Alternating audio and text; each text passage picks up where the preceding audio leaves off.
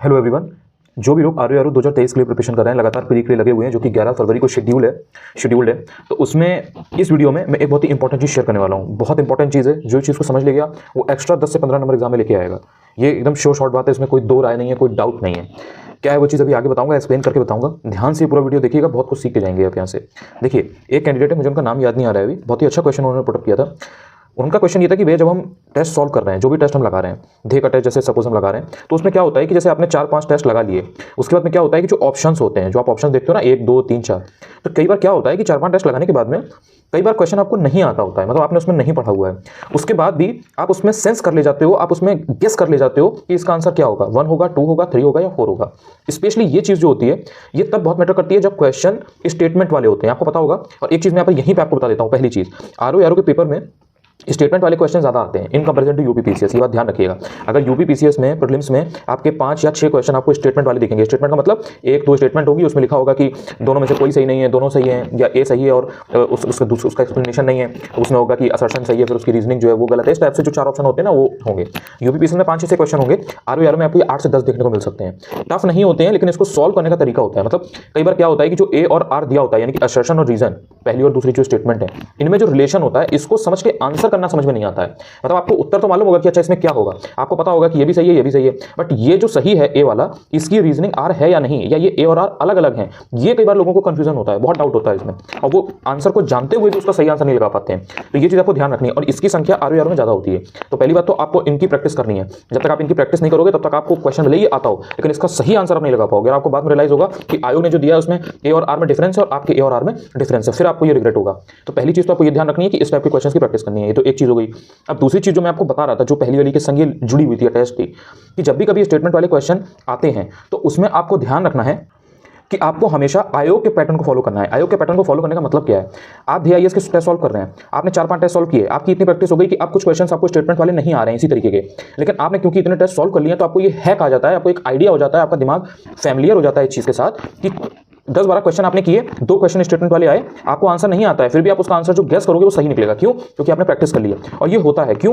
क्योंकि आपका जो माइंड है वो टेस्ट सीरीज के अकॉर्डिंग ओरिएंट हो जाता है। जो माइंड ओरिएंटेशन होता है ना, वो हो जाता है। इसीलिए बोला जाता है कि एग्जाम के पहले बहुत ज़्यादा टेस्ट ना लगाएं, क्योंकि उससे क्या है कि जो भी टेस्ट सीरीज आप लगा रहे हो, चाहे वो आपकी DIS की हो, चाहे GS की हो, चाहे विशेष मंत्र, किसी भी अच्छे संस्थान की कोचिंग की टेस्ट सीरीज हो, लेकिन आपका जो माइंड ओरिएंटेशन है वो बिकॉज टेस्ट सीरीज के अकॉर्डिंग हो जाएगा, तो आप वहां पर वही आंसर टिक करोगे जैसे आपने अपनी टेस्ट सीरीज में प्रैक्टिस किया हुआ था। क्योंकि कहीं ना कहीं जो आप प्रैक्टिस अभी कर रहे हो, जो पढ़ाई अभी कर रहे हो, वही आप एग्जाम में पुट करने वाले हो। तो इसीलिए ये आपसे बोला जाता है, जो आप शायद ना समझ पाए हो कि क्या ऐसा रीजन है। और कोई रीजन नहीं होता है, ये रीजन होता है सबसे बड़ा, बाकी छोटे छोटे रीजन तो बहुत होते हैं। तो इसका सॉल्यूशन क्या है? मतलब ये चीज़ तो मैंने आपको बताई कि हाँ ठीक है, इस तरीके से पहले ही कुछ दिन पहले तक टेस्ट लगाने चाहिए, उसके बाद में नहीं लगाने चाहिए। आपने देखा होगा कि मैंने जो शेड्यूल आपको टेलीग्राम पर दिया है, टेलीग्राम क्या है, अनुज चतुर्वेदी यूपीपीएससी, वहाँ पर आपको सर्च करोगे नॉर्मल मिल जाएगा, वरना टेलीग्राम आप नॉर्मल मेरे वीडियो के लिंक में देखोगे डिस्क्रिप्शन में, वहाँ पर भी आपको लिंक मिल जाएगा। तो उसमें आप वहाँ पर जाओगे टेलीग्राम पर, तो मैंने आपको जो टेस्ट का शेड्यूल बताया हुआ है वो मैंने आपको 31 जनवरी तक बताया है। 31 जनवरी के बाद मैंने आपको टेस्ट देने को मना किया हुआ है, मैंने उसमें कहीं पर टेस्ट नहीं डाले हुए हैं। 17 से 31 के बीच में आपको जितना लगाना है जनवरी के बीच में आप लगाइए। तो बाद के टाइम पर आपको फिर जब टेस्ट नहीं लगाने हैं तो करना क्या है, जो टेस्ट आपने पहले लगाए आपको उनको रिवाइज करना है। उसके बाद में मतलब ये चीज़ आपकी कंटिन्यूएशन में रहेगी। ऐसा नहीं है कि ये चीज़ आप अभी नहीं करोगे या बाद में करोगे, या बाद में करोगे अभी नहीं करोगे। क्या करना है आपको? करना आपको ये है कि आप PYQ, मैं यहाँ पर बात कर रहा हूँ PYQ की, ये चीज़ मैंने कई बार की है, कई बार बोला हुआ है। जो सिंसियर कैंडिडेट्स हैं, जो कमिटेड हैं, जो फोकस्ड हैं, वो इसकी वैल्यू जानते हैं। और जब मैं बोलता हूँ कि इसको एनालाइज करिए, लाइक एनालिसिस, तो इस एनालिसिस का मतलब सिर्फ ये नहीं होता है कि आपने जो सही आंसर है उसको देख लिया, आपने ऑप्शन देख लिया, ये तो आपको पहले भी पता था, ये तो आपने मान लीजिए एग्जाम दिया है तब भी आपको पता है। फिर इसमें नई चीज़ क्या हुई? एनालिसिस ये नहीं होती है। एनालिसिस हमेशा ये होती है कि आप क्वेश्चन का पैटर्न समझते हो, क्वेश्चन की जो प्रकृति है, उसका जो नेचर है, उसको समझते हो कि कितना इनडेप्थ पूछा गया है, कितना सुपरफिशियल पूछा गया है, क्या पूछा गया है, उसमें फैक्ट पूछा गया है या कॉन्सेप्ट पूछा गया है, एंड आप उस चीज़ के बारे में कितना थॉरो हो उस चीज़ को लेकर। और उसके जो ऑप्शंस होते हैं 1 2 3 4, उसके बारे में आप 2 2 3 3 पॉइंट जानते हो कि नहीं। सपोज 4 रिवर दी गई है, गंगा दी गई है, यमुना दी गई है, महानदी दी गई है, कावेरी दी गई है। आपका गंगा आंसर है, आपने कावेरी, यमुना, ब्रह्मपुत्र या जो भी 3 रिवर है उनके बारे में अगर आपने 2 2 3 3 पॉइंट नहीं देखे, इसका मतलब कि आपने एनालाइज नहीं किया पेपर को। और जो टेस्ट सीरीज होती है, जो आप बड़े आराम से लगाते हो, जिसमें आप टेस्ट में नंबर आने के बाद खुश हो जाते हो, या टेस्ट में नंबर नहीं आते हैं तो दुखी हो जाते हो, वो मैटर ही नहीं करता। क्योंकि जरूरी नहीं है कि ये क्वेश्चन आ जाए, लेकिन जो ये 4 ऑप्शन आपके सामने है ना, 1 2 3 4, इनके जो ये आपको कीवर्ड्स दिए गए, इनके बारे में अगर आपने 3 3 4 4 पॉइंट तैयार किए हैं, तो एक्चुअल में आप टेस्ट सीरीज का कोई यूटिलाइज कर रहे हो, उससे सीख रहे हो। अगर आपने ये चीज़ नहीं की हुई है, तो फिर इट इज सिंपली कि आपने सिंपली रटा हुआ है, और ये अगर क्वेश्चन आ गया तो आप अच्छा कर लोगे, ये नहीं आया तो आप गलत हो जाएगा। It is very simple. तो इसलिए आपको ये चीज़ समझनी पड़ेगी कि जब भी कभी आप पीवाईक्यू को देखें तो उसमें एनालाइज करें चीज़ों को। अब आपको पीवाईक्यू को लगातार करना है। पीवाईक्यू को लगातार करने से क्या होगा कि जब एग्जाम तक का मतलब कि आंसर तो आपको मालूम होंगे, लेकिन जब पीवाईक्यू को आप स्कैन करते रहते हो, देखते रहते हो एग्जाम के पहले तक, इवन 4-5 दिन तक, तो जब आप रिवाइज करते हो तो होता क्या है कि चाहे कोई भी सब्जेक्ट हो, हिस्ट्री हो, ज्योग्राफी हो, पॉलिटी हो, एनवायरनमेंट हो, इकोनॉमी हो, रीजनिंग हो, करंट हो, कोई भी सब्जेक्ट हो, जब आप इसके रिवाइज करते रहते हो पीवाईक्यू को, तो उसके थ्रू आपको ये पता लगता रहता है कि हिस्ट्री में क्वेश्चंस कैसे आ रहे हैं, ज्योग्राफी में कैसे आ रहे हैं, पॉलिटी में कैसे आ रहे हैं, एनवायरनमेंट में कैसे आ रहे हैं, इकोनॉमी कैसे आ रहे हैं, रीजनिंग कैसे आ रहे हैं, साइंसेस में कैसे आ रहे हैं, करंट में कैसे आ रहे हैं। तो उससे आप उन चीज़ों को जब रिवाइज करते हो, मतलब जो हिस्ट्री, ज्योग्राफी, पॉलिटी, इकोनॉमी आप रिवाइज कर रहे हो, किसी भी चीज़ से रिवाइज कर रहे हो, अपने कोचिंग के नोट से कर रहे हो, घटना चक्र से कर रहे हो, लिसन से कर रहे हो, कहीं से भी कर रहे हो, तो आप वहां पर ये फोकस करते हो कि पीवाईक्यू में कैसे क्वेश्चन आए थे। इससे आप आयोग के पैटर्न को समझ पाते हो, आपको एग्जाम में शॉक नहीं लगता है। आप तैयार करके गए फलाना फलाना XYZ किसी टेस्ट सीरीज से, आपने बहुत इन डेप्थ चीज़ों को रिवाइज किया, क्योंकि आपको लगा ये भी पूछ सकता है, वो भी पूछ सकता है, जो कि बहुत से संस्थान ऐसे हैं जो टेस्ट बिल्कुल इरेलेवेंट बनाते हैं। इरेलेवेंट का मतलब कि प्रैक्टिस के लिए दे आर वेरी गुड, लेकिन एग्जाम में वैसा नहीं पूछा जाता है। ये बात आप भी जानते हो, ये आप ही की चीज़ें हैं, ऐसा नहीं है कि मैं अपने मन से बता रहा हूँ, ये आप ही का एक्सपीरियंस बताता है।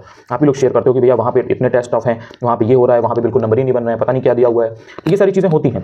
तो अगर आप पीवाईक्यू को लगाते रहोगे और उसमें आप समझते रहोगे कि किस टाइप के, जैसे करंट है तो करंट में वन लाइनर पूछे जा रहे हैं कि इन डेप्थ पूछा जा रहा है, हिस्ट्री में मेडिवल हिस्ट्री से क्वेश्चन आ रहा है तो वो कितना ऊपर से है, कितना इन डेप्थ है, मॉडर्न हिस्ट्री में क्वेश्चन आ रहा है तो वो इन डेप्थ पूछा जा रहा है या फिर ऊपर से है, ज्योग्राफी में किस टाइप के क्वेश्चन आ रहे हैं, किस कॉन्टिनेंट से ज़्यादा क्वेश्चन आ रहे हैं। ये सब चीज़ें अगर आप पीवाईक्यू को रिवाइज करते रहोगे, स्कैन करते रहोगे एग्जाम के पहले तक, तो आप जब घटना चक्र या कोई भी सोर्स अपना रिवाइज करोगे तो आप उस पर फोकस कर पाओगे। ये बात आपको समझनी पड़ेगी। और अगर आपने ये पीवाईक्यू रिवाइज नहीं किया तो कहीं ना कहीं आपको प्रॉब्लम होगी। ये एक बहुत ही इंपॉर्टेंट चीज़ थी जो कैंडिडेट इसको लगा लेगा, 10 से 15 नंबर एक्स्ट्रा लेकर के आएगा, बाद में वो ये चीज़ बोलेगा और ये बताएगा कि भैया मुझे इस तरह से हेल्प मिली है। मैं आपको बता देता हूँ, एक देखिए ये सोच था, ये ऑलमोस्ट 99% लोगों के पास है, ये आपने फॉलो किया होगा ये, ठीक है। बहुत सारे लोग ऐसे हैं जिनके पास ये सोर्स भी होगा या उन्होंने ये भी लिया होगा। दोनों किताबों के बारे में मैं आपको बता देता हूँ। ये वाली जो किताब है घटना चक्र की, इसमें गलतियाँ नहीं है, गलतियाँ बिल्कुल नहीं है, लेकिन इसका बहुत बड़ा अच्छा पॉइंट है।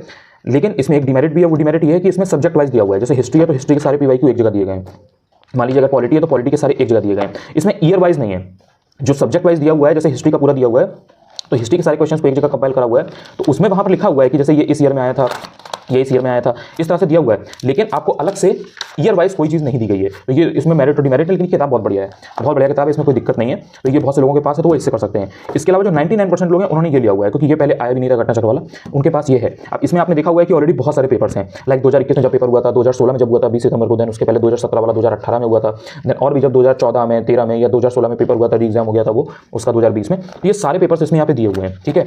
अब इसको पढ़ने का तरीका समझिए। बहुत सारे आंसर्स इसमें ऐसे हैं जहाँ पर कुछ गलतियाँ हैं, ये बात आपको भी पता है, नहीं पता है तो मैं आपको बता देता हूँ। कुछ जगहों पर बहुत बेसिक गलतियाँ हैं। अब मेन चीज़ ये नहीं होती है कि आप आंसर देख रहे हैं, आंसर तो आपको हर जगह मिल जाएगा, आंसर की कोई ऐसी बड़ी बात नहीं है। आपने ऑफिशियल एग्जाम दिया होगा, उसकी आंसर की मिलाई होगी, वहाँ पर ऑफिशियल आंसर मिल जाएगा। और भी जगह जो आपके पास नोट सोर्स है तो वहाँ पर सारी चीज़ें होती हैं। ऐसा नहीं है कि गंगा के बारे में यहाँ बताया गया है तो आपके पास जो किताब होगी या जो नोट्स होंगे उसमें नहीं होगा। इवन घटना चक्र में भी गंगा के बारे में, तो गंगा के बारे में आप वहाँ से पढ़ लेंगे, तो कोई जरूरी नहीं है कि यहीं से आप एक्सप्लेनेशन पढ़िए। बट मैटर ये करता है कि इसमें जो चीज़ें दी गई हैं एक साथ, जैसे मान लीजिए कि 2016 का पेपर है, 2021 का है, तो एक बार उठाइए एंड आधा घंटा 1 घंटे में पूरा पेपर स्कैन कर जाइए। उस मामले में ये किताब बहुत बढ़िया है, मैंने आपको पहले भी रिकमेंड की थी। तो इसलिए इसके आंसर्स पे मत जाइए, लेकिन इसके जो क्वेश्चन है, उनका जो नेचर है, जो मैंने आपको चीज़ बताई है कि क्वेश्चन कितना डीपली पूछा जा रहा है। जैसे देखिए ये यहाँ पर क्वेश्चन है, सामने आया तो मैं दिखा देता हूँ।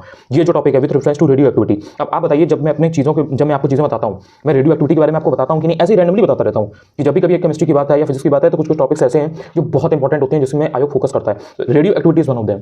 अगर आप साइंस की बात कर रहे हो और अगर रेडियो एक्टिविटी पढ़ के नहीं जा रहे तो कहीं ना कहीं आप एक क्वेश्चन छोड़ रहे हो, क्योंकि ये हाईली प्रोबेबल क्वेश्चन होते हैं इस टाइप के। या कुछ जैसे गैसेस हो गई, मीथेन हो गया, जैसे ये डैम हो गया, तो इन सबके ऊपर डायरेक्ट आता है। तो ये सब क्वेश्चंस को देखो, इससे ही आप वो चीज़ें डेवलप करते हो। जैसे ये सब एरिया हैं जो माइनिंग के एरिया होते हैं, यानी कि जो खनन के क्षेत्र होते हैं। गुरु महिसानी कहाँ पर है, कल्चर कहाँ पर है, जादूगोड़ा यूरेनियम है, जावर जस्ता होता है वहाँ से, जावर कहाँ है, जावर राजस्थान में कहाँ है। तो ये सब आपको पता होना चाहिए बेसिक। अब ये सब आप जब पेपर देखते रहोगे तो उससे आपको हेल्प मिलेगी। तो ये बहुत बढ़िया बुक है। इस मामले में आपको ये सब चीज़ों को अपने दिमाग में रखना है, ये सब चीज़ें पता रहेंगी तो आप इन डेप्थ उतना ही पढ़ोगे जितना जरूरी है। अब देखो जैसे ये है, ये बजट की बात है। अब बजट में किस सेक्टर में कितना पैसा एलोकेट हुआ है, ये बहुत बेसिक क्वेश्चन है जो पूछा जाता है आपसे, मैंने आपको कराया भी हुआ है ये। अब ये डिफेंस है, एग्रीकल्चर है, ये आपकी जो फूड सब्सिडी है, ये आपका रूरल डेवलपमेंट है, इनको लेकर के डायरेक्ट क्वेश्चन आ रहा है। बहुत ज़्यादा आपसे एंड नहीं पूछ रहा है, आपसे ये नहीं पूछ रहा है कि राजकोषीय जो घाटा है, फिस्कल डेफिसिट है, वो क्या होता है, या राजस्व घाटा रेवेन्यू डेफिसिट क्या होता है, वो ये सब नहीं पूछ रहा है। आपसे डायरेक्ट पूछ रहा है कि किस मंत्रालय में या किस डिपार्टमेंट में कितना पैसा एलोकेट किया गया है, किस सेक्टर को कितना पैसा दिया गया। तो ये अगर आप देखते रहोगे तो आप उस चीज़ को समझ पाओगे कि आपको किस तरह से पढ़ना है। आई होप आपको इस वीडियो से काफी हेल्प मिली होगी। एंड ये काफी इंपॉर्टेंट चीज़ है, जो कैंडिडेट इस चीज़ को लगाएगा 10 से 15 नंबर श्योरली वो आगे लेकर के जाएगा। 10 से 15 नंबर बहुत बड़ी बात होती है। एक नंबर की फाइट है, ये आपको भी पता नहीं लग रहा है, लेकिन जितने लोगों ने फॉर्म डाला हुआ है उसके हिसाब से 1 नंबर की फाइट है। बाकी कट ऑफ क्या जाएगी वो तो आपको एग्जाम के बाद खुद ही पता चल जाएगा कि क्या सीन है। लेकिन ये 10 से 15 नंबर बहुत मैटर करने वाले हैं और ये मैंने इस चीज़ में बता दिया बिकॉज बहुत सारे कैंडिडेट्स ऐसे हैं जो पीवाईक्यू को हल्के में लेते हैं, वो सारी चीज़ों के पीछे भागेंगे लेकिन पीवाईक्यू पर ध्यान नहीं देंगे। जो पीवाईक्यू पर ध्यान नहीं देगा वो उसको फिर बाद में चीज़ें हर्ट करेंगे। I hope you like this video. Channel पर पहली बार अगर आप आए हो तो चाहो तो सब्सक्राइब भी कर सकते हो। अच्छा लगता है थोड़ा कि चलो ठीक है सब लोग जुड़ रहे हैं तो सीखने को मिल रहा है आपको भी। और टेलीग्राम चैनल अगर आप चाहो तो ज्वाइन कर सकते हो, अनुज चतुर्वेदी यूपीपीएससी। इसके अलावा मेरा एक बैच है करंट अफेयर्स का, ठीक है, करंट अफेयर्स का है, वरदान नाम है इसका।